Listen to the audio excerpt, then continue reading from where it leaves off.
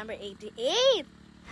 At ang vlog ko po ngayong araw ay magbubomba po si Daddy ng pataba sa ceiling green. At kung makikita nyo nga po ay nagsisimula na nga po dyan si Daddy na mag-spray. Ang paraan po na ito ay tumutulong po sa ceiling green na lumaki pa po. At magbunga pa.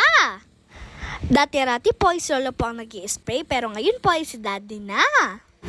Para din po tulong po kay Lolo dahil masakit na po ang kanyang balikat. At pagtapos nga po niyan ay kumain na nga po kami. At pagtapos nga po niyan ay nag-igib na nga po kami ng tubig na kakailanganin nga po para nga po sa pang-spray.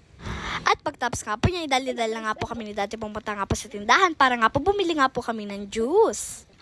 At ako na nga po ang nagtimpla nga po ng juice para nga po makapag-merienda na nga po kami. At kung makikita nyo nga po ay nagluluto nga po dyan si Mami ng pangtanghalian po namin na ulam. At sana po ito po sa vlog ngayong araw.